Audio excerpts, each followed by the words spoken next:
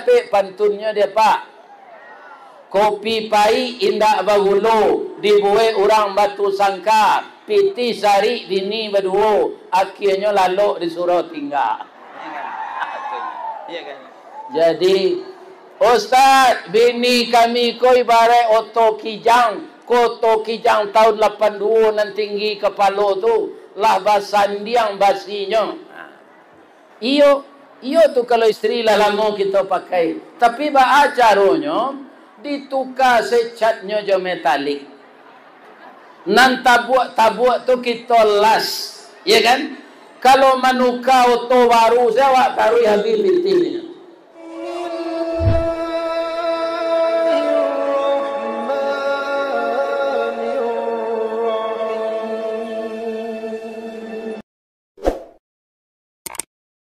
Assalamualaikum warahmatullahi wabarakatuh.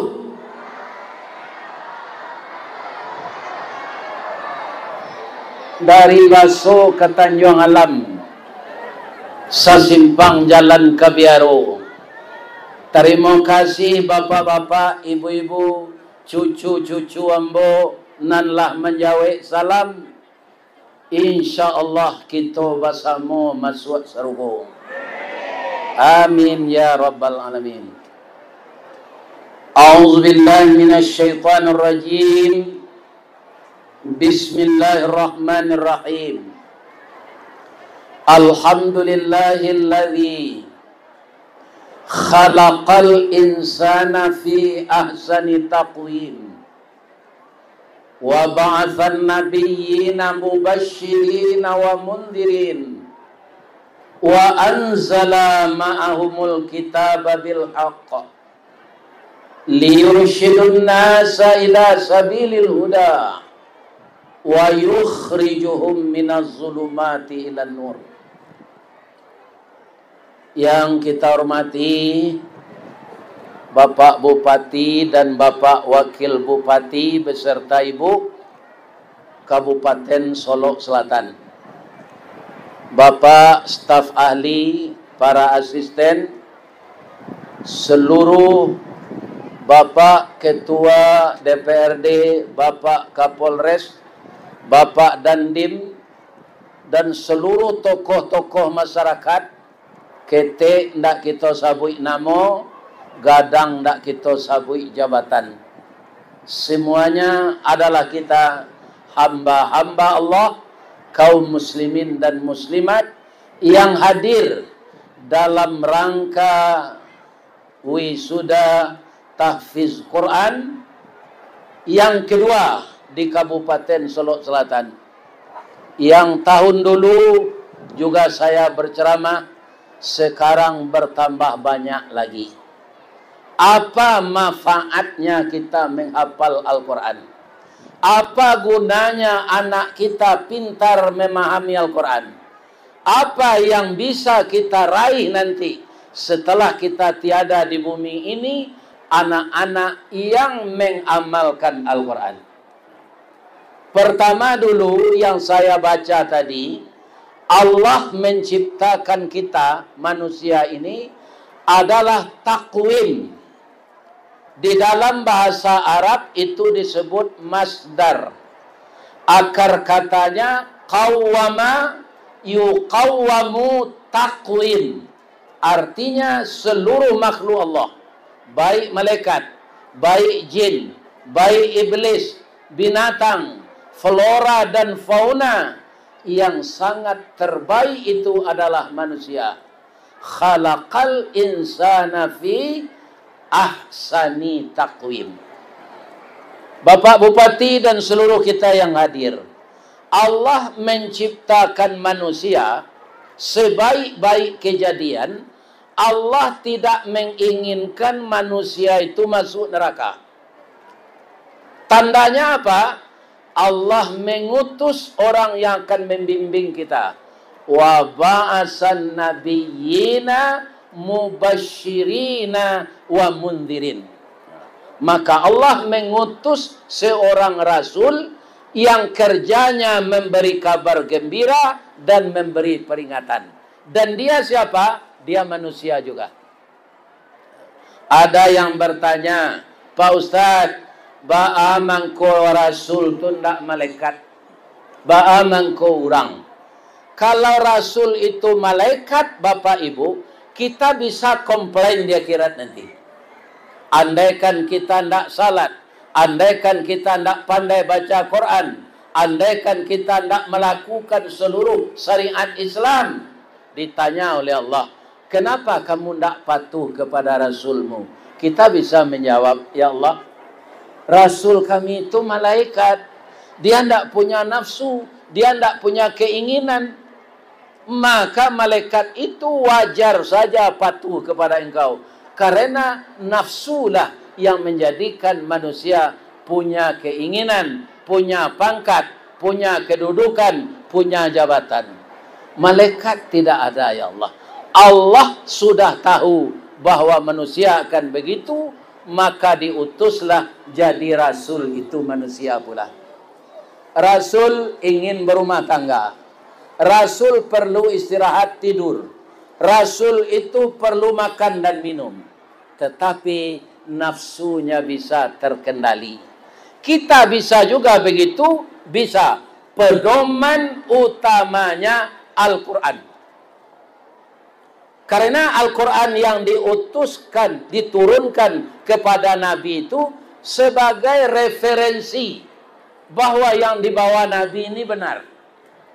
Ya kan? Referensi itu bahasa Minangnya mamanje basinggari mencancang balandasan kaji badalie kanto bamisa. Orang sekarang menyebut referensi. Dua saja gunanya Al-Quran itu, memberi kabar gembira dan memberi peringatan. Peringatan itu apa? Agar kita tidak terjerumus kepada perbuatan maksiat.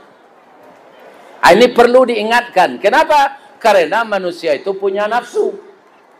Nafsu terbesar itu bukan godaan iblis, tapi yang diilhamkan ke dalam diri kita. Apa kata Allah di dalam Al-Quran? Fa'alhamaha fujuraha wa taqwaha. Mana dahulu sifat fujur je sifat taqwa? Dahulu sifat fujur. Fa'alhamaha fujuraha. Ketika kita masih bayi, Pak, sifat fujur ini sudah ada. Saya anak tertua dari 9 bersaudara. Ibu-ibu, bapak-bapak, bamangko sampai 9 anak induk ambo. Lai tahu ibu? Lai. Karanonyo palupo. Jadi padusiko kalau palupo, Pak Ketua DPRD, jamberang awak. Ambo, istri ambo beranak nan kedua tu sonsang. Kakinya lai dulu. Maka ambo diimbau di bidan. Ristawardi masuk ke dalam. Ibu sakit banaj. Aba paci ibu ko kekudu ambo. Maafkan ambo yoda. Ko mati ambo beranak sonsang ko yod. Kironyo lai-lai jo anak ko, Pak. Kemudian kini anak tu umurnya lampai 5. 2 tahun sudah lai anak tu. Beranak lucu lai. Dak takana sedihnya sakit tu ni. Ya kan? Itulah ibu-ibu ini palupo menjadikan anaknya banyak. Kalau ndak palupo ini apa, Pak? Anda boleh apa mendakik dia ni. Jangan mendakik je lah sakit pada anak kau macam. Pideknya lupo. Sampai anak 8, sampai 9, sampai 5. Yo tu ibu. Iyo. Jadi ibu-ibu ini makhluk yang sangat berjasa kepada suaminya. Untuk itu saya sampaikan Pak Bupati, Pak Wakil Bupati, Pak DPRD, Pak Liaro sajola bini naniko ko. Jam buka cabang lo di Jakarta. Ya kan? Dia acuk dinas keluar, buka lo cabang sinan. Nambedo baiko kalau nak cukui gaji untuk membiayai bini berdua. Lai dapat pantunnya dia, Pak. Kopi pai indak bagulo dibuai orang batu sangkar. piti sari dini berdua, akhirnya lalu disuruh tinggal. Ya kan? Jadi, Ustaz, bini kami ko ibarat oto kijang, koto kijang tahun 82 nan tinggi kepala tu, lah basandiang basinya. Iyo tu kalau istri lah lama kita pakai. Tapi ba acaranya ditukar secatnya jo metalik. Nan tabuk tu kita las, ya kan? Kalau manuka auto baru saya baru habis pilih, ya kan? Jadi ibu-ibu nalamo ko dicat sedawa. Mudah-mudahan dia tetap berseri, bercahaya, menyamping, memberikan dorongan, motivasi kepada bapak-bapak dan ibu-ibu yang lain agar kita terfokus bagaimana anak ini bisa selalu memahami dan mengamalkan Al-Quran. Apa kata Rasulullah, Bapak Ibu yang terhormat? Al-Quran ini namanya 4, Pak. Kalau kitab yang lalu Zabur, ya Zabur saja namanya, kepada Nabi Daud. Kitab yang lain Taurat, namanya Taurat saja, diturunkan kepada Nabi Musa. Kitab yang lain namanya Injil, itu saja namanya, diturunkan kepada Nabi Isa. Tapi Al-Quran 4 namanya, Pak Bupati. Pertama Al-Quran namanya, itu akar katanya qara'a.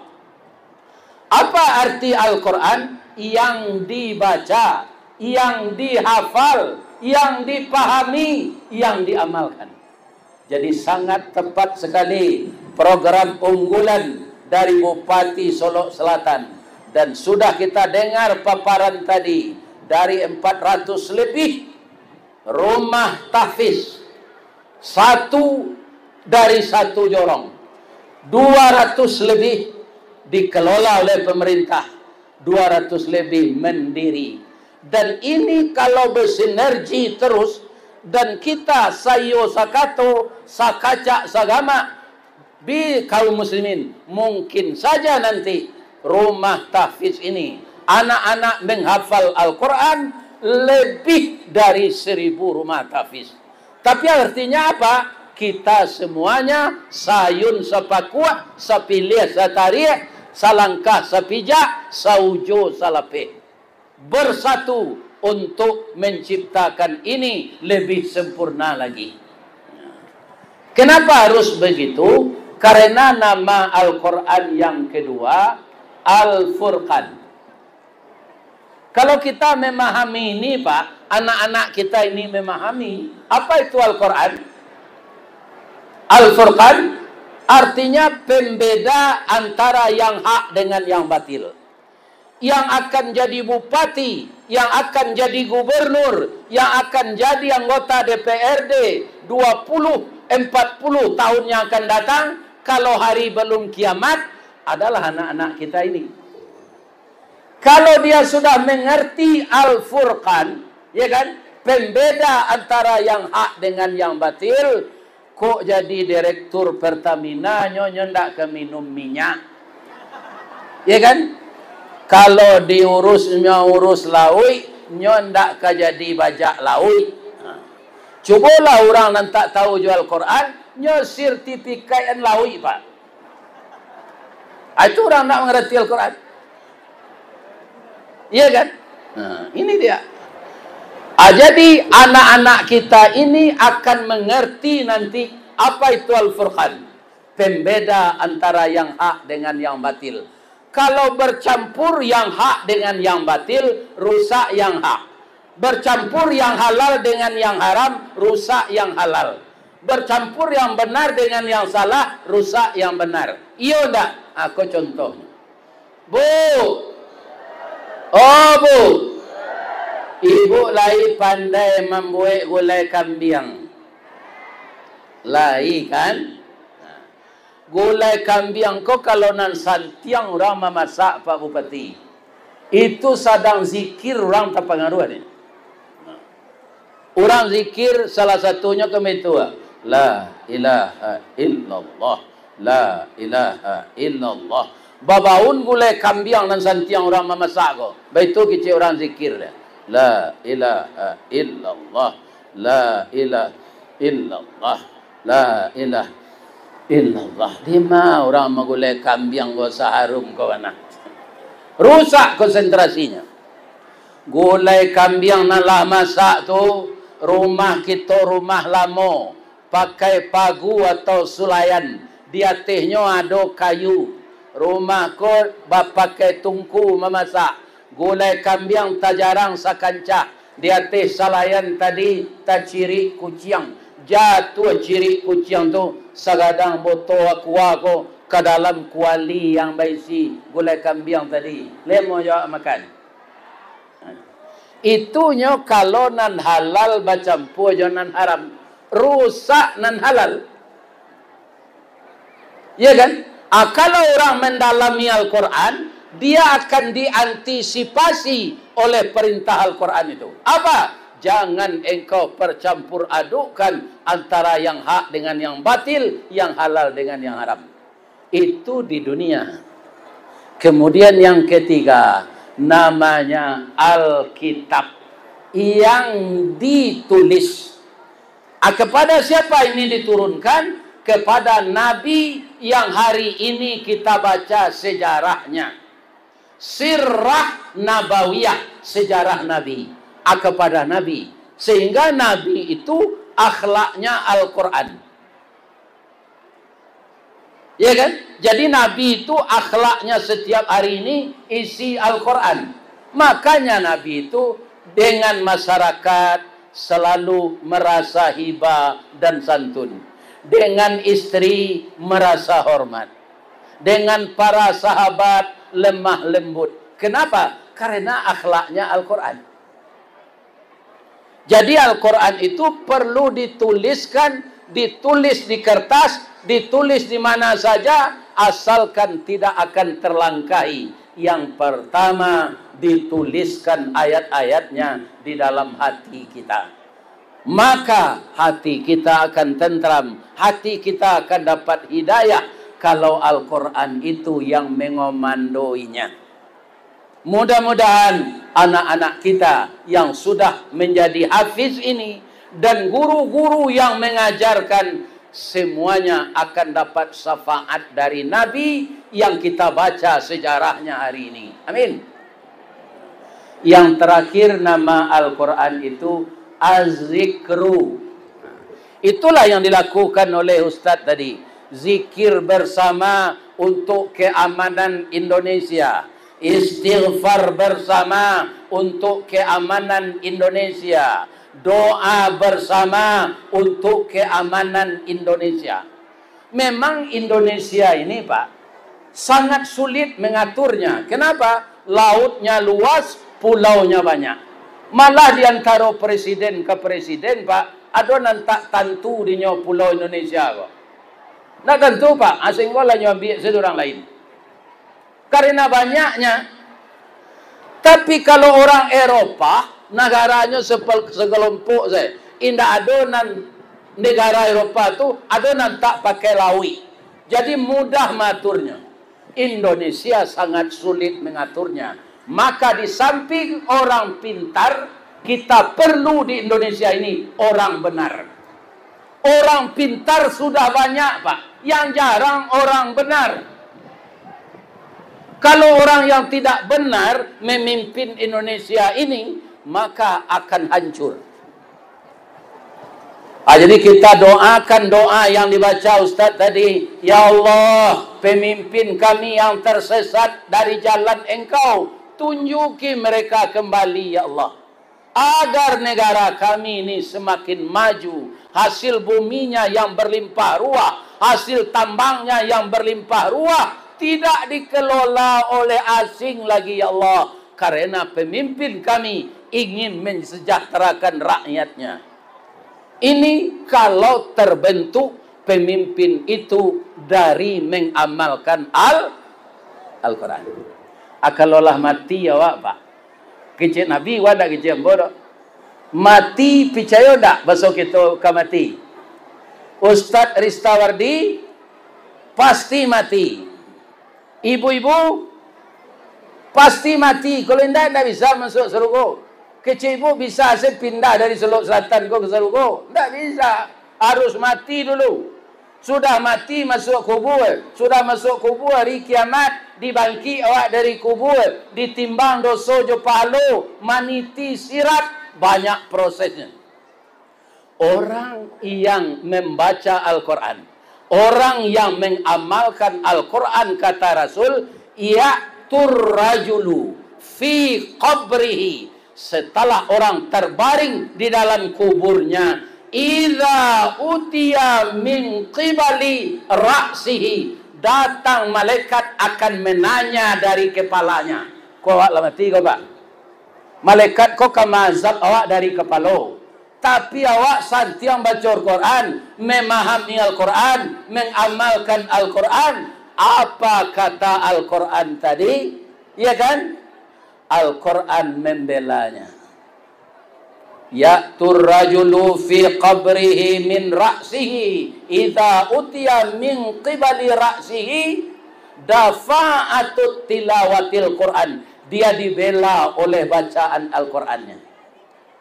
Tidak bisa malaikat mazab dari kepala. Kece Allah pindah ke tangan. Idza utiya min qibali yadaihi, maka malaikat tadi ibu-ibu pindah melalui tangan. Tapi begitu malaikat akan mengazab, dafa'ahus sadaqah.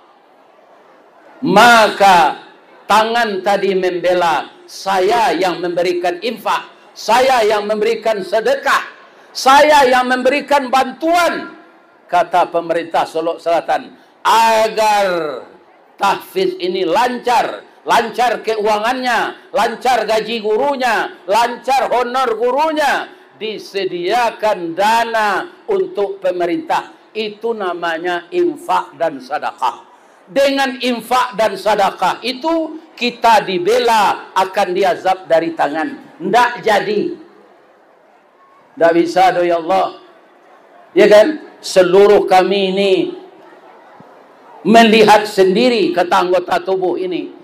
Bahwa melalui tangannya orang itu pemurah mencarikan dana untuk melancarkan anak-anak membaca Al-Quran.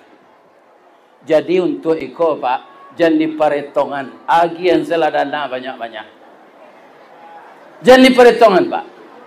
Ini akan membantu kita semua dalam kubur. Tidak jadi diazab dari tangan. Nyusuruh di Allah pindah ke kaki. Idza utiya min khibali rijlaihi, maka malaikat datang melalui kedua kakinya. Apa yang terjadi? Dafa'ul masiyu ilal masajid. Kaki membela. Tidak bisa dia diazab dari kaki. Karena apa? Karena kakinya selalu melangkah meramaikan masjid. Selalu kakinya mengantarkan salat berjamaah ke masjid. Bapak-bapak, sangat beruntunglah kita mempunyai program seperti di Selok Selatan ini. Memang kemanapun saya pergi memberikan ceramah, hanya di sini yang ada rumah tahfiz, satu rumah tahfiz, satu jorong. Amin. Mudah-mudahan dengan bantuan bekerja sama semua kita, rakyat Selok Selatan, penduduk Selok Selatan, ikut berbimbingan tangan dengan Bapak Bupati, dengan Bapak Wakil Bupati, dengan Bapak DPRD, semuanya kita seperti mata gergaji. Saya akan yakin Selok Selatan ini akan dirahmati dan diberkahi oleh Allah. Itulah yang kita cari dalam hidup sampai mati Bapak Ibu. Bukan banyak uang, tetapi berkah dan rahmat. Itu yang kita cari. Ya kan? Kece orang awak dapat rahmat kalau bini rancak. Lah 60 umurnya cuma taruh bawa je mukanya. Tak bisa rancak sampai mati. Dapat suami kayu, sudah tu nyoba bangkrut, ya kan? Banyak. Karena apa? Bagi Allah bisa merubah. Lai kata bayang dia Ahmad Saroni dalam masuk salanta tibo rugi 1 triliun. Di rumah dijarah orang. Ya kan? Siapa punya kerajaan itu? Allah. Orang yang kaya kalau sombong akan sebentar bagi Allah merubah kekayaannya itu menjadi orang bangkrut. Begitulah kekuasaan Allah. Maka dengan adanya kita bersama-sama memotivasi anak-anak kita ini adalah anjuran Rasulullah yang hari ini kita baca sejarahnya. Aku pindah lawak ke Rasulullah. Bu, oh bu, ibu lai tahu Firaun. Mendengar namanya dalam Quran lai.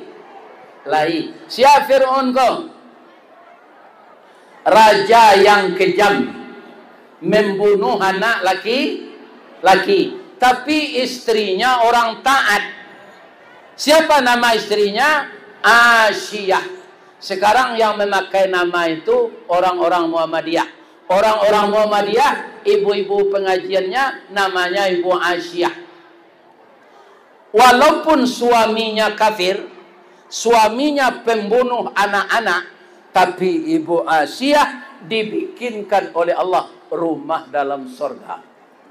Jadi Ibu Asyiyah itu masuk surga, lah tasadio sajak kini rumah dibuat Allah untuk beliau. Kenapa? Dia sangat hormat kepada suaminya. Jadi ibu-ibu kalau ingin dirubuatkan rumah oleh Allah dalam surga, jangan durhaka kepada suami. Leita dengar ibu dia ngicet dong. Itu. Iku adolo induk-induk ko bacilalek di bibi, kare suaranya pada suaminya, sama jo peluru rambo, tat. Ciek di suaminya saratui dia. Orang seperti itu tidak mungkin masuk surga. Ibu Asyiyah itu bagaimana? Kama masaknya pagi bu, nyo tanyo Fir'aun tu dulu, dafir. Nang kalama sambari kini dafir. Ibu lecu itu ke suami. Besok ubah lagi. Nang kalama tu ndak nan maha do pak. Di kampung ada tulang barawi pak. Tulang jawi gua lah diambil tunjangnya dipanggang atau dirawi. Dimasukkan tomat, dimasukkan bawang putih, dimasukkan bawang merah, disiram jo air nasi. Tu diwoan dia teh nasi balik. Ya kan? Dia gia jamur cendawan, dia gia ikan teri. Sudah tu diwoan Japan, dibakar ikan sape kariang tu, dibaro tempurung, dimakan jo itu. Paliang-paliang aragonya 10.000. Tapi awak itu makannya lama. Jadi yang enak itu bukan yang mahal, menu yang bervariasi. Ya kan? Apa-apa betul loh. Jadi pemaluan ibu kalau kurang lama samba tiru Nabi. Nabi itu pak pulang lima-limanya nyo makan, ya kan? Atau nyo suuk sesuuk dia nyo suuk lo istrinya. Taruh itu. Nyo suuk sesuuk nyo suuk lo istrinya. Nyo memanggil bininya Humaira. Kenapa? Ibu Aisyah tu kuning kemerah-merahan rancak. Kalau Aisyah nang kini pakai bada afon tu. Ndak orisinil dah. Ya kan? Jadi suatu kali tiba Nabi di rumah, nyo cicipi makanan. Sudah tu ndak nyo lagi istrinya dong. Batanyo lah istrinya kok. Ya Rasulullah, ada ndak wanita lain di luar yang melayani engkau? Bab itu kata Nabi, salamu ko apa nang kau makan basuan kamu. Nah hari kini kau indah.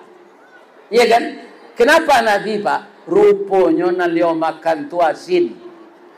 Supaya bininya jangan malu, ya kan? Ndaknya suruhan saya. Tapi karena ada rasa kecemburuan istrinya, iyo kemakan ikojo, kata Nabi. Ambo suruhan, iyo Rasulullah. Ambo gadang hati ambo engkau berbagi itu taruh. Nyo suruhan dek Nabi. Alun sampai takunya halai. Wah, kecil ibu Aisyah kau. Rupanya makanan ko aturan nyo agi kecap, nyo agi garam. asin. Tapi Nabi tidak marah. Supaya istrinya tidak tahu, tidak nyusuan saya. Itu Pak. Kalau orang Solok Selatan tu yang kasar tu, tidak bau tak kau. Tidak kau lagi gula, do garam kau lagi. Lah salamu kau memasak pandi je lah. Ibu tidak hati istri dia tuan. Ibu hati rusa Nabi itu. Kalau malih Pak mama tuan, kalau asin sambal Pak, siram saja ayangnya. Ayangnya kan ada di dispenser tu. Bamang kau dah siram sambal dah. Boleh nak banyak kuahnya aja. Itu sekecil. Jadi kecil asin. Terbuka rasio istri kau. Kadang-kadang bamang kau sase ibu-ibu kau. Aturannya lagi gula tapi nyo lagi garam. Lai tahu Pak sebabnya. De inyo palupo tu Pak. Apa balian kanan tadi? De inyo palupo tu sampai beranak sabalik. Jadi semua yang terjadi ada hikmah. Maka Rasulullah itu dalam ayat yang dibacakan tadi, beliau itu kedatangannya menjadi rahmat bagi seluruh alam. Wa ma arsalnaka illa rahmatan lil alamin. Tidak kami utus Rasulullah itu, kata Allah, Nabi itu kecuali menjadi rahmat bagi sekalian alam. Nanti Bapak Ibu yang konsentrasi, yang sangat yakin anak-anak Bapak dan Ibu yang menjadi penghafal Al-Quran ini nanti akan dipasangkan di kepala Bapak mahkota dari emas. Kemudian ketika Bapak dan Ibu meniti sirat, Al-Quran datang menuntun kembali agar Bapak tidak terpeleset ke neraka. Jadi banyak sekali hikmahnya kita Bapak-bapak dan Ibu-ibu berniat melakukan action, bertindak dan berbuat, memotivasi anak-anak kita untuk menghafal, memahami dan mengamalkan Al-Quran. Dan itulah Rasulullah sallallahu alaihi wasallam kedatangannya. Guna Al-Quran itu apa? Liyursyidun nasa ila sabilil huda.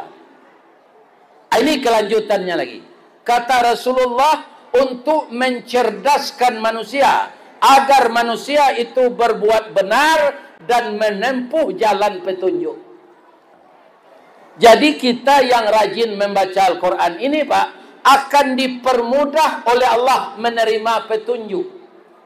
Yang kita harapkan dari Allah itu petunjuk Pak. Kalau tidak ada petunjuk Allah, Bapak-bapak, Ibu-ibu, kita akan tersesat dari jalan yang lurus. Kalau sudah tersesat, Allah akan biarkan terus kita menjadi orang sesat. Maka latihlah diri dengan mematuhi Al-Quranul Karim. Ati'ullah wa ati'ur Rasul. Sudah itu apa lagi? Wa yukhrijuhum minaz zulumati ilan nur. Al-Quran itu akan membawa kita dari yang gelap kepada yang terang, dari yang salah kepada yang benar. Itulah fungsi Al-Quran. Kita akan dibawanya. Untuk itu Bapak-bapak, dengan kita pada hari ini berkumpul di sini dengan mengikuti acara wisuda tahfiz Quran anak-anak kita, sekaligus membaca sejarah Rasulullah sallallahu alaihi wasallam. Moga kesemuanya itu menjadikan rahmat di dunia, berkah di dunia secara jangka pendek, rahmat dan berkah di akhirat secara jangka panjang. Pak Ustadz, kece orang, apa bedanya dunia jo akhirat? Nah, pertama dulu, kita sudah melihat Pak, saya melihat kota terindah di dunia ini, Dubai. Sesudah itu kata orang lagi Qatar, tapi saya belum sampai ke Qatar. Jadi ada umrah itu plus Dubai. Jadi sangat indah sekali menurut pandangan mata saya. Sedangkan kata Nabi, yang kita lihat terpesona, terkesima kita melihat di dunia ini hanya satu nikmat yang diperebutkan bersama semenjak Nabi Adam sampai akhir zaman. 99 nikmat masih tersimpan di sorga. Para kerancaknya serugo tu nanti tu Pak. Cie ke dunia konyo 99 di serugo. Di antaronyo di serugo tu. Awak indak gaik-gaik di serugo tu nanti. Masuk apa ke serugo tu, awak gua, ambo, Pak Bupati, Pak Wakil Bupati, sadonya lah. Mudah-mudahan dimasukkan di Allah ke serugo. Awak kini serupa ambo lah 73 gua. Tapi nanti masuk serugo, ambo bantu orang bau mua 30 balik.